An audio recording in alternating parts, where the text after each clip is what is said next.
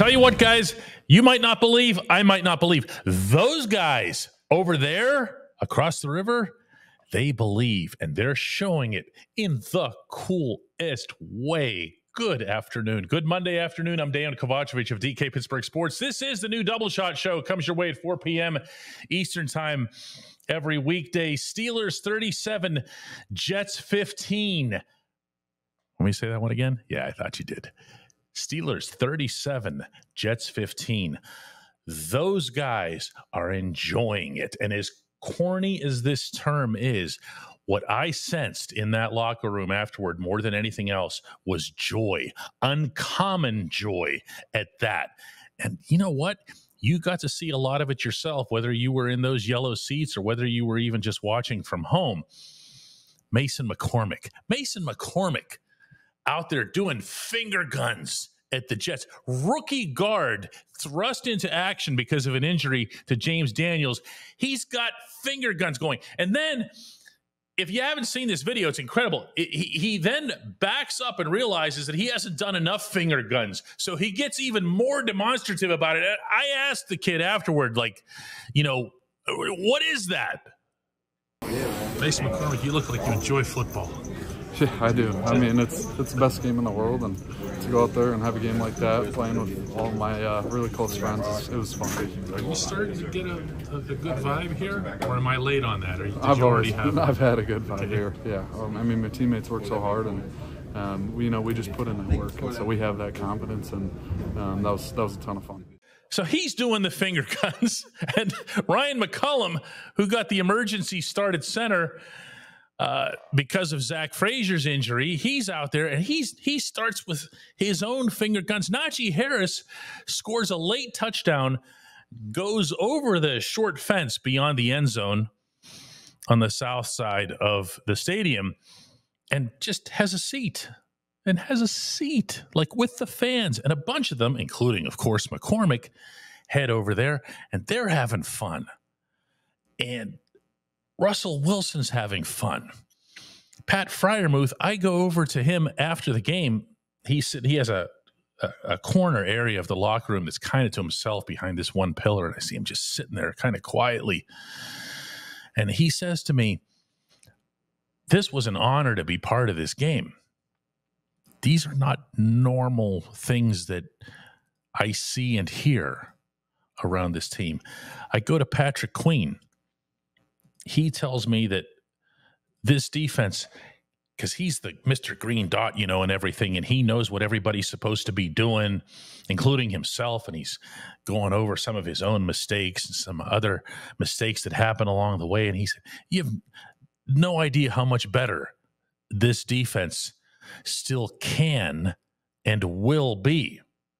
Now, people look at the numbers that the defense is putting up right now and they get excited, and that's fair. You also get a little bit down about those early drives, but they're not where they're going to be. I don't think even the most ardent cynic regarding this franchise would say, yeah, that defense, that's a done deal. That's as good as they're going to get. They've kind of maxed out. They felt something last night. A lot of the credit, and rightly so, is going to go to Russ. That's probably why Russ was one of the happier guys.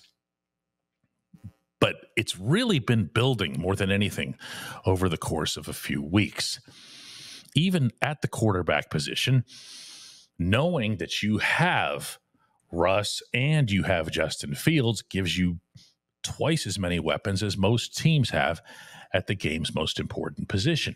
That alone can be uplifting. That alone can be something like Calvin Austin was telling me afterward. That can take our offense in places where we hadn't previously experienced it. That lets us know that we can give teams different looks or handle tough situations different ways. They're feeling good about themselves. They're feeling almost like vindicated, I guess. A lot of things that hadn't happened to some of these guys individually and some of them together for a long time kind of broke out last night. You know, Van Jefferson got a touchdown. George Pickens got his first touchdown. George was the happiest guy in the room.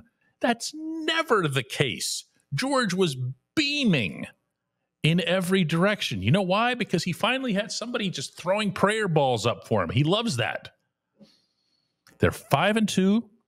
They're first in the AFC North. They're 4-1 inside the conference. Kind of stat that nobody ever talks about until December, but really matters. They're good. They're actually good. They know it. They feel it. And the rest of us are still kind of playing catch up on that count, aren't we? At DK Pittsburgh Sports, we take pride in coverage that connects our city's fans to their favorite teams. Now, that connection's stronger than ever. Introducing our all-new state-of-the-art app. Find expert inside reporting and original podcasts. Check live box scores. Track the latest stats. Chat it up with our community of thousands of fans, all in one place. The new app from DK Pittsburgh Sports. Coverage that connects.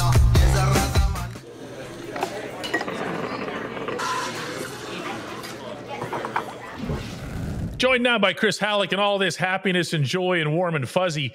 It all began with Russell Wilson, didn't it? Mike Tomlin made the right decision, I guess, because Russell Wilson, despite looking like, oh my God, what's going to happen here in the first quarter, the last three quarters, it was a different offense. I'll put it that way. Well, it was a different offense in large part, I feel like, because Russ was able to find that soft touch, you know, the little rainbow arcs to Pat Freiermuth and to Darnell Washington and to Jalen Warren. He did some good stuff on the touch balls, and I feel like that was where he got his mojo. Definitely, he hit a variety of throws in this game, putting stuff over the top with the touch and everything like that. Yeah, that absolutely stood out. That's not something we'd seen from Justin Fields, and again, not taking anything away from him. He's got great arm talent, but Russ has been in the league for long enough, and two-sport athlete at a professional level, like you're talking about, a guy who knows how to use his arm. And you even saw different types of throws. The rollout that he had where he had a dude in his face right away, stopped and sidearmed it around like a second baseman. He used to play second base, right on the money to Pat Freiermuth, and then ends up being a big game because Pat turns into... It was really impressive, man. I'm glad you brought that one up, because that dude, I think it was 58, if I remember correctly, was coming at him like this, and he just goes, no, you don't, and right underneath him. Yeah, really nice. I would be remiss to not, and I'd roll the eyes if you want to. That's fine. I'll just keep hammering it home. Play action. Oh, geez. How did it take this long for you to bring it? But you know what? When you're right, Chris. And you pounded play action last week relentlessly. I thought that sounded a little ambitious, because I had envisioned for all of this just basically 4 quarters of survival. And that really didn't materialize, partially because the offensive line did a good job, partially because Russ and the designed motions, the designed movements, they're not panic scrambles, they're just rollouts, stuff that he's done his whole career. And that seemed to really open up, it opened up a lot of possibilities for him, and a lot of those got executed. The one thing and the reason why I kept harping on play action is because this offense hadn't been doing anything through play action. Justin Fields' passer rating prior to in the first 6 weeks was like 75 or something like that. It just wasn't very good. Checking down, he was like leading the league in check down percentage. Let me just throw out some of these numbers from Russ and play action last night, because it's impressive. 9 of 13 for 157 yards. No touchdowns, no interceptions. Both touchdowns were on dropbacks. But that's a 60. That's just play action. That's just play action. So that's 12.1 yards per attempt. That's completing nearly 70% of his passes. And first read percentage was 84.6%. That means he hit his first read the vast majority of the time, and not one was to a check down. Not one. because we're talking about, oh, Russ is going to check. He's the check down master. Well, he didn't check it down once on a play action. And so that to me, and by the way, that's a 110.1 passer rating. That is a massive upgrade in play action. He was really good in the red zone. Like, these are things that you expected out of Russell Wilson. He doesn't have to be this Hall of Fame guy who played in Seattle with the Legion of Boom defense. He just needs to be an efficient guy. The efficiency wasn't all the way there, but he elevated play action. He elevated the red zone, and that's one of the reasons why this offense had the night that it did last night. I hear you say that. I just want to throw a flag for elevating. Or wait, that was something else. Oh my gosh. Poor Minka. All Minka does is block field goals and get penalized for it. He doesn't do anything wrong. He had the best answer to that, by the way. Just, he was like, what do they tell you? It doesn't matter. It doesn't. But it doesn't. Yeah. You won by 22, What are you going to do? What are you going to benefit from yelling about referees afterward? Doesn't make any sense here. Anyway, Russell Wilson also had an issue. Well, he had a couple issues. Early on, he was throwing really, really low. But he got that out of his system. That's rust.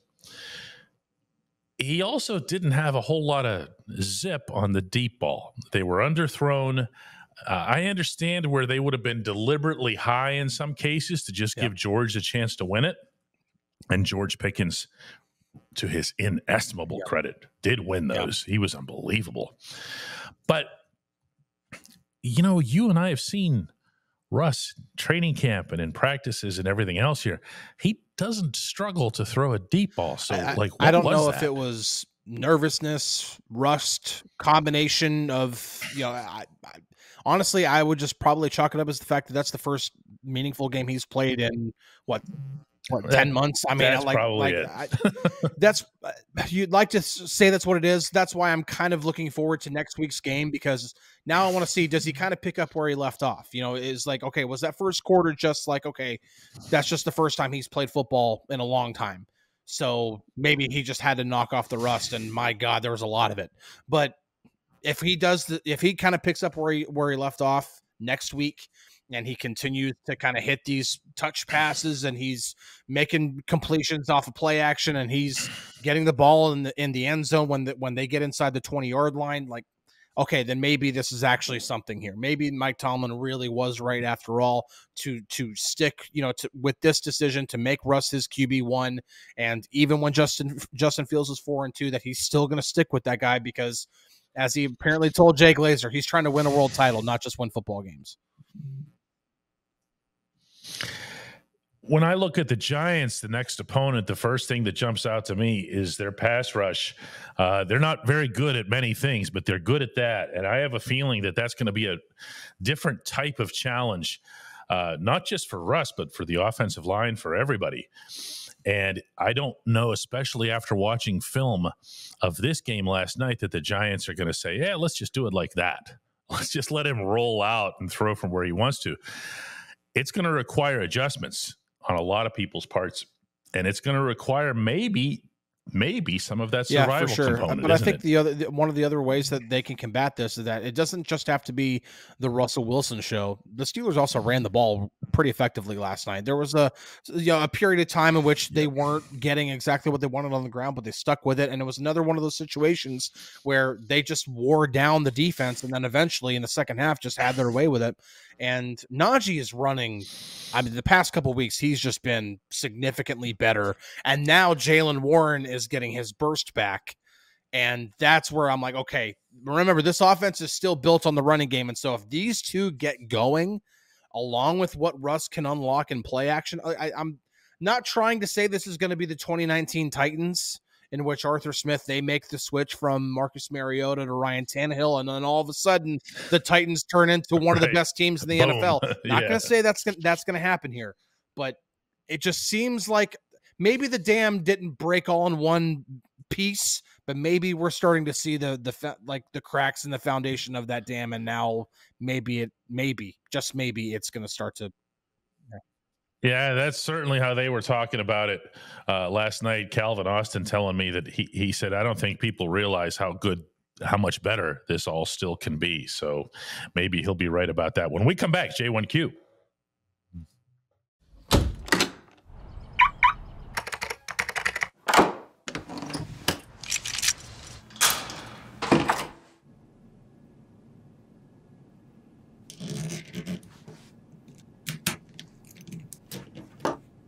Safety is a habit. Gun safety and responsible storage are no different. Help prevent gun accidents, misuse, and theft. Keep firearms safe and secure when not in use. For safe storage options, visit projectchildsafe.org.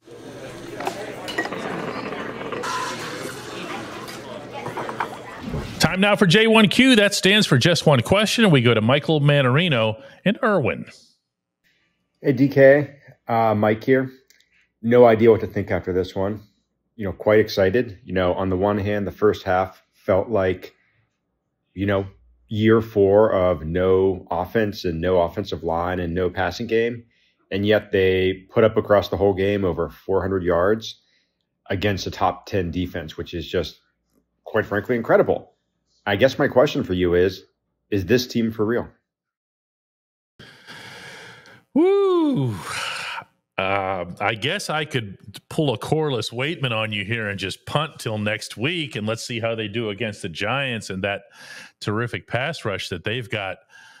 But you're asking in the now, and I think we all like to operate in the now, even with sports and how unpredictable they can be. I think what's for real with this football team is that where they are isn't good enough. Okay. And hear me out on this. They're 5-2, and where they are isn't good enough commensurate to their own talent, to their own ability to improve as a collective. If they were, I guess this is probably the best way to put this. If you go back to the 11-0 start, the ridiculous 11-0 start in 2020 in the COVID year, none of us believed in any of what we were watching other than that Ben Roethlisberger could still generate fourth quarter comebacks. That was it. The rest of it, you could throw it all out. But this, I look at this and I find myself able to point to any single component of this team and say, that can be better, and reasonably so. Meaning, Patrick Queen, to bring him up again. He's a guy who can make a lot of different things happen once he's fully comfortable with the defense, once he's not as worried about being Mr. Green Dot and everything else. If you have individual examples like Queen, if you have individual players rising up in some cases, Deshaun Elliott's been way better than anyone could have expected. And you know that everything is still kind of trending in this direction. I mean, that's real. That unto itself is real. I mean, I can ask you right back, Mike, when you look at this team, do you say, oh yeah, they're fully achieving to their ceiling right now? Of course they aren't. Of course they aren't. You said it yourself with what you saw in the first half. But then they come out in the second half and they do what they did, and you're not surprised by any of it. Are you surprised that Russell Wilson can be a good quarterback? Are you surprised that George Pickens wins combat catches? No, you're not surprised by any of it. None of it is freakish other than maybe, Beanie coming away with 2 picks. Okay, that's the one where you go, all right, well, that's a little bit, off the grid. But the rest of it, it's all right there. It's all right in front of you, and yet there's more to come.